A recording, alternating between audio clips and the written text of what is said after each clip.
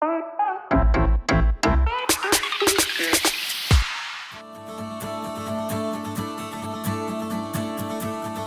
kitchen remains the heart of the home, and of course we all want it to look amazing, but it's the functionality that counts. So we've got a couple of trade secrets that will make sure that your kitchen design not only handles the breakfast peak hour, but entertains your friends beautifully. Which is exactly what Aimee has planned for their new kitchen. My brief for the new kitchen was to make it big. I want to use this kitchen for entertaining as well as just creating really nice family meals. We're always in the kitchen. It's a hub of activity. We've got the 2 little kids, so it needed to be big.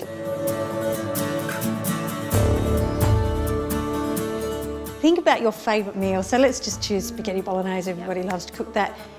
Think about in your kitchen zone where you would have to go in order to cook that. How many times you're going to have to walk back and forth? How many steps is it from one to the other? And you don't want to be running a marathon when you're cooking spaghetti bolognese. So the key to making a kitchen work is around zoning. So in this kitchen, it's quite easy to see. You know, you've got your cook zone along the back, really easy. You've got the range hood ahead of it. Over here, you've got the clean zone. And I love the fact that you've got a dishwasher between the sink and, you know, the big pot and plate storage here, which is really easy for packing and unpacking.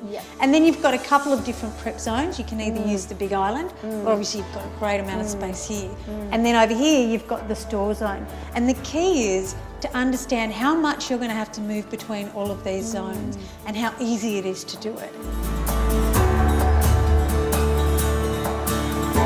So once you've worked out where your zones are, I think that also helps you work out where all your appliances should be. And for me, probably the most important appliance that a lot of people get wrong is actually all about the fridge.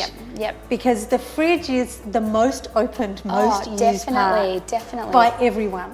I think if your space can afford it, having the fridge positioned near the edge of the island bench is ideal because you've got access from both areas. While you're cooking, it's really easy to get in and out, get ingredients, but then the kids can come and get their icy bowls or whatever at the same time without running underneath you with a pot of hot water. So when you kind of think, here, if you're cooking and preparing, you know, you can basically go from the sink to the oven to the prep zone without having to go past the fridge. Easy to get to, but if you've got young kids, run in, get a drink, got a yogurt or whatever they're doing, they're not having to run through the kitchen area.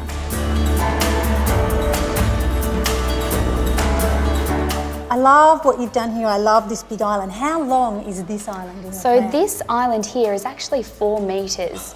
But we've done something really clever. I wanted to use this island bench not just as a space for entertaining, but as almost an informal dining setting. So the last metre and a bit, we've dropped it down and we've got enough room for 4 stools. So we can use that for just casual dinners and things like breakfast. Oh, that's a really great idea. You see that actually with kind of eating kitchens, because of the open plan kitchen, it just ends up being like the congregation space anyway. So it's quite nice to make it a bit more informal. Yeah, and we're always in the kitchen, so you know, even things like lunches, let's just sit at the bench rather than going and setting up the dining table to do that.